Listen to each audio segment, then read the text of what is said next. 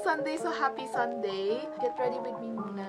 Favorite coffee ko siya at the moment. Nagre-red na siya. Or nag-orange. Ano ba talaga? So, let's get it. Hi everyone, welcome to another vlog, and for today's video I at the moment happy Sunday na lang muna. Today is Sunday, so happy Sunday. For today's logistics, wala masyadong ganap. Actually, for the past few weeks, lagi na tayong walang ganap. I got sick, tapos, wala na talagang ganap. Naisip ako mag-vlog today, so mag-vlog tayo today. And for today's video, ang gagawin ko ay, first magtatrabaho ako. I'm gonna be working for few hours, like saglit na shift lang to cover some breaks. Next is, mag-grocery tayo, pero hindi ganun kalaking grocery yung gagawin ko. Kasi mayroon pa naman ako pagkain dyan. May pagkain pa naman ako dyan. So, okay pa naman ako. Pupunta rin ako ng gym, mag-workout tayo. Kailangan natin yan. Get ready with me muna. Okay, this is the moisturizer that I use. This is Avene Sickle Fate. Actually, guys, mas gusto ko siya kesa sa La Roche-Posay. Although yung consistency ng La Roche-Posay is maganda, meron siyang ingredient, and I think it's the shea butter that makes my skin clogged and break out. Ito naman, guys, maganda siya. It's thick. It's Sickle Fate, so it's good for, it's a good barrier cream. Thick nga lang siya. Medyo mabigat siya sa feeling kapag summer, pero pag winter, maganda to. Super ganda niya. And next, guys, sunscreen. Yun lang yung skincare ko sa umaga. Moisturizer, then sunscreen. Itong sunscreen na to, super favorite ko to.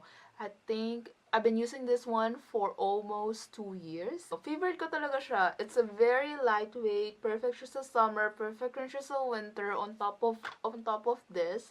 So, super ganda niya. Akala ko ang brand niya is Madagascar Centella.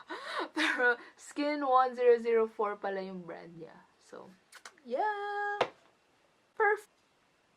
It's actually not part of my skincare, pero include ko na rin. This is the Batiste Dry Shampoo, 24-hour active. Guys, favorite ko to. My mom introduced me to this, and it's actually a game changer. Ang ganda-ganda niya. Pag ginagamit ko siya on the days na I don't wash my hair, or kailangan ng hair ko ng parang konting refreshment, and then hindi talaga mag-o-oil yung skin ko for the next, not skin, yung scalp. Hindi talaga mag-o-oil yung scalp ko for the next 24 hours or more. Parang bagong ligo ka, parang bagong blow dry yung feelings. Yeah, the best siya.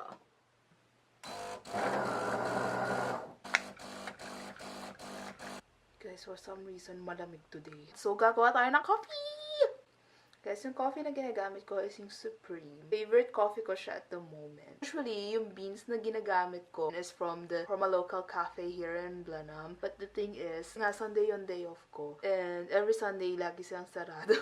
Or, if hindi sarado, late naman ako nagigising. So, yeah. On a Monday naman, lagi akong tamado ng Monday. Oh, it's a me problem. It's a me problem. Bukod doon, may kamahalan din. Kasi expensive siya. It's like $17 for like 500 grams.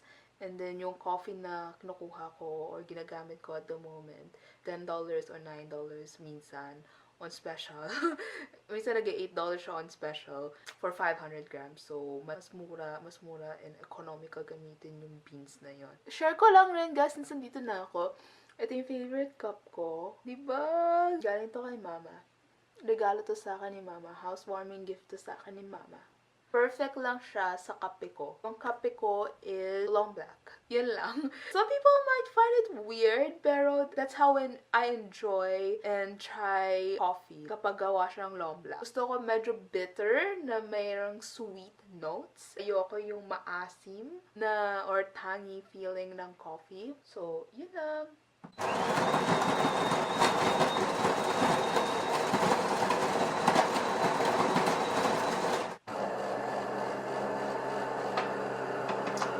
Patol!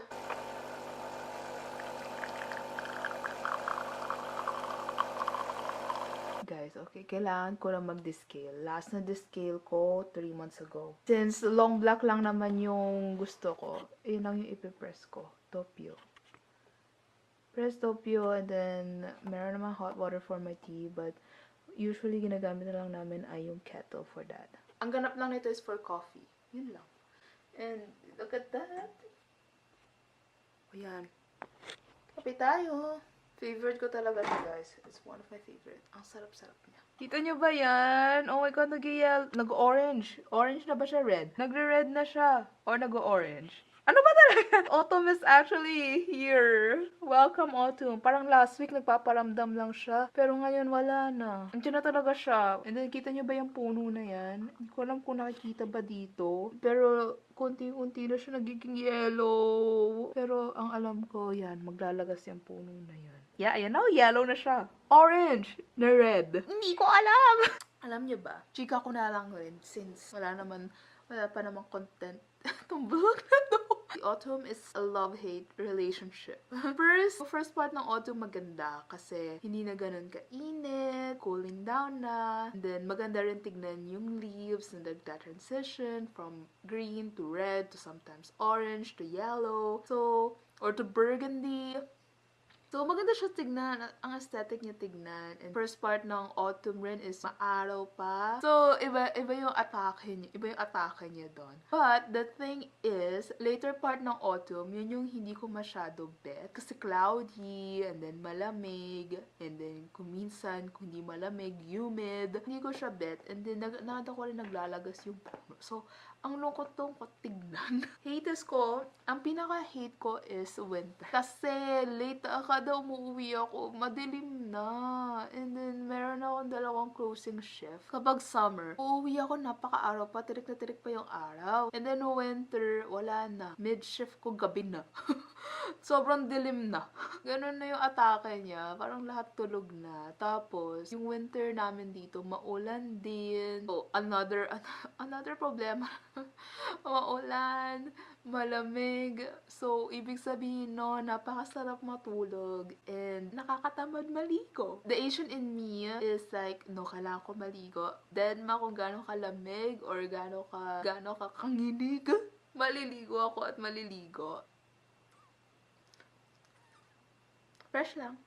Makapagkape na nga, subog na ako. This is my fit for today. It's giving, alam niyo yun, yung varsity player or athlete sa school na may after school training.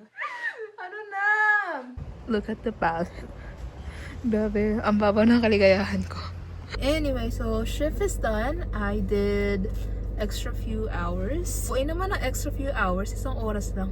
I did an extra hour kasi I need to cover some breaks. Napupunta na tayo ng supermarket kasi malapit lang naman yung supermarket dito sa work ko. Actually guys, wala naman ako masyadong bibilhin. Kung ako magpapagas nga ako eh. Kasi nagpagas ako kahapon, pinagasan ko yung isa kong kotse. Yung si Bits. Yeah, economical kasi siyang gamitin dito. Mas matipid gamitin yung isa. So, pinagasan ko siya at yun yung gagamitin ko for now when I go to work or pag ako lang mag-isa gumagala. Today, ginamit natin tong car na to kasi I have plans of filling this one up. Araw-araw, pataas rin ng pataas. Pataas ng pataas yung presyo. So, yung gagawin ko, I'll fill this one up first, then go to Pack and Save, then go home and go to the gym. I don't think so makakapag-Pilates ako, so I'm just gonna do a weight training since hindi pa ako nakapag-weight training this week. Yeah, we'll see how it goes. Half tank. Apakamahal. Half a tank. Kasi guys, half tank full to. So, I filled it up. $96. Apakamahal. Guys, hindi ako nagjo-joke ha. Ang mahal niya talaga. Ang mahal. Grabe, hindi ako makaget over sa gano'n siya kamahal. Bahala na. Good luck sa atin. Oh my God. Nakikita niyo ba yan? Oh, ayan. Sagot sa oil price hike. Magkabayo na lang. Tama yan guys. Oh my God. Nakakatuwa naman. Guys, remember that tree? Diba? Last vlog. May mga leaves pa siya. Ngayon, wala na. It's gone. Meron konti. Pero, oh my God. Naagnas na siya. Pati ito. So sad. Guys, nandito ako ngayon sa gym and wala, magja-gym lang tayo kasi wala naman tayo magagawa sa bahay. We're gonna hit legs. Also, legs get it. Usually kasama ko si Jack kapag Sunday, nagja-gym kami. Kaso, wala siya for work. Solo trippin tayo. So, ano tayo ngayon? As a solo, independent, girly na who got her life together. Charot lang. Okay, tara na nga. Mukhang hindi naman busy sa gym, guys, kasi nakahanap ako ng parking at ang ganda ng parking ko. It's usually my parking spot. Plano ko pa naman, guys, is maglakad lang papunta sa gym kasi nga yung petrol prices na nakakalula, nakaka-depress yung presyo. Pero naisip ko kasi na late ako nagsimula mag-gym. Anong oras na ba? It's already 6 o'clock and by the time I finish gym is gabi na. Ayoko naman maglakad kapag gabi, although yung bahay lang namin is like 5-10 minutes walk. Ayoko naman nun. So, next time, siguro bukas maglalakad ako pupuntang gym. And then, yun na yung cardio. Yun na yung cardio ko. Alam nyo guys, itong petrol prices na to, kung malapit lang yung bahay ko sa work, nilakad ko na siya. Kasi, yun yung iniisip ko. Well, sa dati namin bahay, 5 minutes walk lang yung bahay namin sa work. Kayang-kayang lakarin kahit madilim. Pero, sa bago nating place, medyo may kalayuan siya. It's like probably 10-minute drive. Medyo malayo kung lalakarin. Kung ano yung tinabaho natin today, siguro napunta lang siya sa petrol at napunta lang siya sa groceries na ginawa ko. Diba? Anyway, tara na. Mag-chilling tayo. Tama na yung daldal. Ang dami kong nakikita kakaiba today. Yan. That is the big boy plane. Parang yun yung LCD Force plane namin. Kasi yung base dito lang siya sa Panam. So may airport lang siya. Wow.